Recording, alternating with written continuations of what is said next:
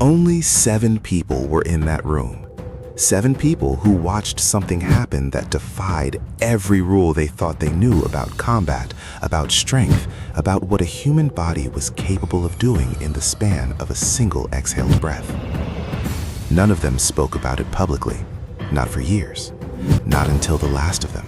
An aging film producer named Haruki Tanaka sat down in a Kyoto tea house in 1994 and finally said the words aloud. She was the most dangerous woman I had ever seen in my life, and he made her look like a student on her first day. The footage was never released. The challenge was never officially recorded. But it happened. Tokyo, 1971. And what took place in that private dojo on a rain-soaked Thursday afternoon would quietly become one of the most whispered legends in the history of martial arts, spoken in low voices in training halls from Osaka to Los Angeles, passed between masters like a secret too sacred to shout. This is that story. The woman they called the Ghost Blade. Her name was Yuki Sato, but nobody in the underground circuit called her that. They called her Kage Noha, the Ghost Blade. She was 31 years old in 1971, born in Hokkaido to a family with samurai lineage stretching back 4 centuries. Her grandfather had been one of the last living practitioners of Tenshin Shoden Katori Shinto Ryu, one of Japan's oldest and most lethal sword schools, and he had done something almost unheard of in that tradition. He taught a girl. Not because he had no sons, he had 3. He taught Yuki because at the age of 6, she had picked up a wooden practice sword and disarmed her 14-year-old cousin in 2 movements.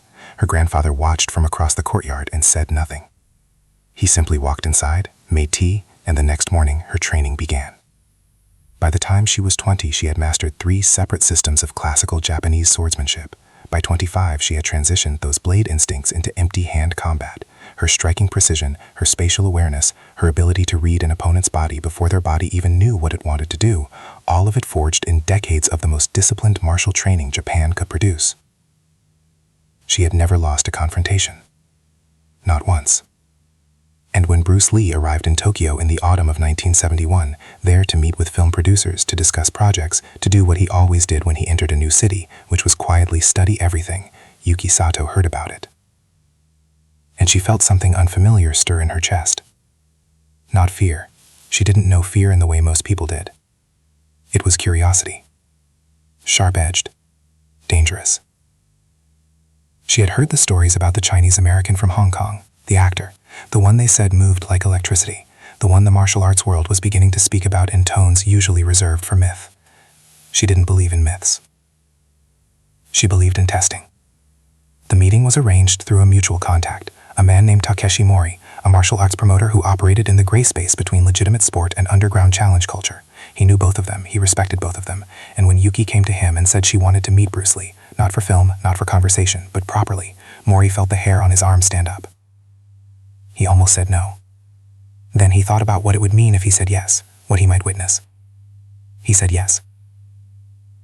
Bruce Lee was told that a highly skilled practitioner wanted to meet him, to exchange techniques, to feel each other's movement in the way that only serious martial artists understand, that wordless conversation that happens when 2 trained bodies enter the same space and begin to negotiate truth. Lee agreed without hesitation. This was who he was. He was never more alive than when he was learning, when he was being tested. He didn't know who she was. Not yet. Haruki Tanaka described the dojo as small, private, wooden floors that had been polished by decades of bare feet, a single long window on the north wall that let in gray autumn light, rain against the glass, the smell of cedar and old canvas. There were 7 witnesses total: Mori, Tanaka, 2 of Yuki's senior students, 2 men from Lee's production circle who had followed him to Tokyo, and 1 elderly man in the corner, Yuki's grandfather, then in his late 80s, who had asked to attend and said nothing to anyone for the entire duration. He simply sat. Watched. His hands were folded in his lap. Bruce Lee walked in wearing a simple gray training shirt and dark pants, no ceremony. He looked around the room with those eyes, that particular quality of attention that everyone who ever met him mentioned, the feeling that he was cataloging everything simultaneously, that nothing escaped him, and then he saw Yuki. She was standing in the center of the dojo. And Tanaka would later say that the moment Bruce Lee saw her, something shifted in his posture, barely perceptible, a micro-adjustment. the kind of recalibration a truly trained fighter makes when they recognize instinctively and immediately that the person across from them is not what they expected. She was 5 feet 4 inches tall, slender, dark eyes with an absolute stillness behind them, the kind of stillness that isn't relaxation, but complete and total readiness. She wore a white training gi, traditional, perfectly pressed. Her hair was pulled back. Her hands hung at her sides with a looseness that anyone with real training would recognize as deceptive. She looked like silence. She was, Tanaka said, the most still human being he had ever seen. Bruce Lee stopped walking. He looked at her for a moment. Then he smiled. Not a polite smile, not a performance. Something genuine.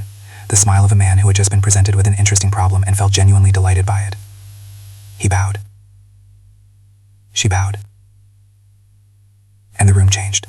They began slowly. Of course they did. This was not a street brawl. This was not a sporting match with rules and referees and the comfort of structure. This was something older and stranger. Two masters of completely different traditions, beginning the ancient conversation of combat, feeling for edges, testing angles, learning each other's language before either of them began to speak in full sentences. Yuki moved first. A single step, a shift of her right shoulder, a feint so subtle that 2 of the 7 witnesses didn't even register it as movement. Bruce Lee didn't move, but his weight changed. His center dropped by perhaps 2 inches. He had seen it. She saw that he'd seen it. The temperature in the room dropped. Tanaka later described what happened in the next 4 minutes as the most intense non-contact exchange he had ever witnessed in 40 years of being around martial artists. They circled, they tested, probing strikes that stopped an inch from skin, redirections that were so fast the eye lost them, a language of violence being spoken at a frequency most people couldn't even hear. Yuki was extraordinary. That must be said clearly and without qualification. Her movement had a quality that was unlike anything in Lee's experience. Rooted in centuries of sword tradition, her footwork was 3-dimensional in a way that most martial artists never achieve, able to collapse distance and create angles that shouldn't geometrically exist. She wasn't fighting the way fighters fight. She was moving the way water moves, finding every available path simultaneously, never committing until commitment was guaranteed. Bruce Lee was smiling. Not dismissively, not with arrogance. He was smiling the way he smiled when he was genuinely having fun. And that, Tanaka said, was the moment Yuki Sato made her only mistake. She saw the smile. She interpreted it wrong. In her tradition, in her experience, in every confrontation she had ever been part of, a smiling opponent was an opponent who was hiding fear behind performance, who was using expression to mask internal alarm. It was a tell. She had seen it 100 times. She was wrong about what Bruce Lee's smile meant. She pressed forward, and the energy in the room detonated. She pressed forward, and the energy in the room detonated.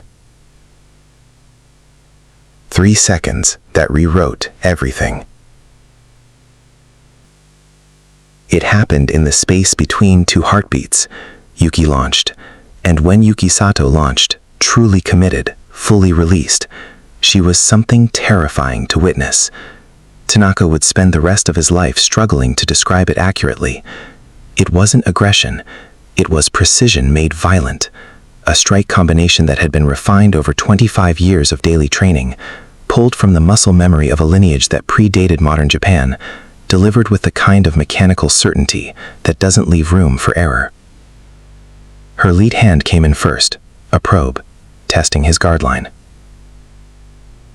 Her rear shoulder dropped simultaneously, setting up the true strike, the one behind the feint, the blade hand technique that had ended every confrontation she'd ever been part of. It was textbook. It was devastating. It was perfect.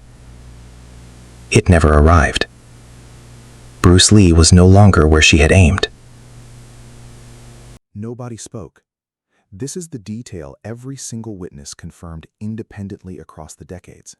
In the immediate aftermath, for somewhere between 30 seconds and a full minute, accounts varied.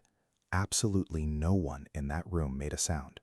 Not the production associates, not Yuki's students, not Mori, who had arranged the entire encounter and had seen a great many extraordinary things in his career. Not the grandfather. The elderly man in the corner, Yuki's grandfather, the last living student of a sword tradition 4 centuries old, sat with his hands in his lap and looked at Bruce Lee with an expression that Tanaka described as recognition, not surprise, not shock. The specific quality of someone seeing something they had long suspected was theoretically possible, now confirmed as real. He nodded once, barely perceptible, to no one in particular. Then he closed his eyes. Yuki Sato bowed.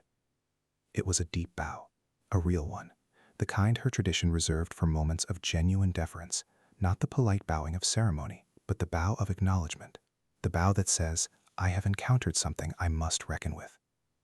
Bruce Lee returned it with equal depth. No words, no performance of victory. He simply turned, picked up the light jacket he had set on a wooden bench at the edge of the dojo, and walked toward the door. Then he stopped. His hand was almost on the frame. He turned back. And he spoke. 4 words in Cantonese that Mori, who had some familiarity with the language, translated afterward as something approximating, "You are very good." But Tanaka, who had studied Lee's biography more closely in later years, believed the phrasing was slightly different, that what he said translated more precisely as, "You understand something real." Then he left. The rain against the window was the only sound. Nobody talked about it publicly. The culture of the underground circuit demanded discretion, and beyond that, none of the witnesses seemed to have the vocabulary to explain what they had seen in a way that would feel accurate. How do you describe something to someone who wasn't there? Something that happened that fast, that quietly, that completely, without it sounding like mythology. The story spread anyway, the way these things always spread. In whispers, in training halls and late-night conversations between people who had dedicated their lives to the pursuit of martial excellence. A name would come up, someone would lean forward, a voice would drop. "Have you heard about Tokyo, 1971? The woman they called the Ghost Blade." And then the story, growing slightly in the telling each time, each retelling adding weight and shadow to something that had already been extraordinary enough without embellishment. Yuki Sato never publicly confirmed it. She was not a woman who spoke about herself to journalists or historians or documentary filmmakers. When she was occasionally asked in later years about Bruce Lee, whether she had ever encountered him, whether the stories were true, she gave the same answer every time. She smiled, not warmly, not coldly, just precisely, and said, "He understood water." Nothing more. Her grandfather died the following spring. In his personal effects, among items passed down through generations of samurai lineage, scrolls, practice weapons, documents, there was found a single page of handwritten notes, a brief entry dated to the autumn of 1971. Researchers who examined it decades later confirmed the date aligned with the Tokyo encounter. The entry read, in classical Japanese, roughly translated, "Witness today what the old masters called formlessness in form. The man from Hong Kong. He does not fight against his opponent. He becomes the space his opponent leaves empty. I have read of this. I have never seen it. I will not see it again. 4 centuries of samurai knowledge. A lineage unbroken since before gunpowder changed warfare. And this old man, who had seen everything his tradition had to offer, wrote those words about a 30-year-old man from Kowloon who had walked into a dojo in the rain."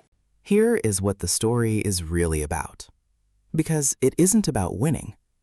Bruce Lee was never interested in winning in the way that word usually implies, the domination of another person, the proof of superiority, the ego satisfaction of hierarchy. He found those motivations not just uninteresting, but actively limiting. They were cages dressed as trophies. What Bruce Lee was pursuing, his entire life, in every training session that began before dawn and ended after dark, in every philosophy book he consumed and annotated in the margins, in every system he learned and then deliberately dismantled to find what was real inside it, was something he called truth in combat. The stripping away of performance, of style, of the accumulated decorative tradition that martial arts tend to gather like dust over centuries to find what was actually, functionally, undeniably real. He wasn't fighting Yuki Sato's technique. He wasn't fighting her tradition. He wasn't even fighting her. He moved into the space her technique left undefended. He moved with it instead of against it. He found the gaps that her own certainty had created, because certainty, no matter how hard won, always creates gaps, and he simply occupied them. Water doesn't break a rock by attacking it. Water finds the crack. Water is patient. Water is shapeless. Water does not insist on being water. It becomes whatever the vessel requires, and in becoming that, it goes everywhere. This is what Yuki's grandfather recognized in that dojo. Not a better fighter, not a more powerful body. He recognized a man who had achieved something almost impossibly rare, the ability to be genuinely, completely formless. To have trained so deeply and so honestly that the training had dissolved, leaving only response, only truth, only the pure, undecorated reality of where his body needed to be and how fast it needed to get there. Yuki Sato trained for another 30 years after that afternoon. By every account, she became even more formidable than she had been before, harder to read, more fluid, more honest in her movement, less attached to the techniques that had defined her, more interested in the space between techniques, the gaps, the places where form ends and reality begins. Her students noticed the shift. She began to teach differently, less emphasis on the precise execution of classical forms, more questions, more uncertainty as a tool, more willing to be wrong in order to find what was right. She never mentioned Bruce Lee when she taught, but everyone who knew the story understood where it had come from. What happens when the most skilled person in the room meets someone who has completely let go of the need to be skilled, who has moved so far beyond skill that the word no longer applies, who has arrived at something older and stranger and more honest than technique? That is the lesson Yuki Sato carried for the rest of her life. That is the lesson that Tokyo Dojo handed to the world in the autumn of 1971. In 3 seconds. In the rain. No camera. No crowd. No record except the shaking handwriting of an old man who had seen 4 centuries of his tradition's finest and had never seen anything like this. Bruce Lee once said that the highest technique is to have no technique. Most people read that and think it's a poem. Yuki Sato read it and knew it was a confession. He hadn't been hiding a secret weapon. He was the secret weapon, and the secret was that he had stopped carrying anything at all. Empty hands, empty mind, absolute presence. 3 seconds, 7 witnesses, no footage, no record, just the truth, moving at the speed of water.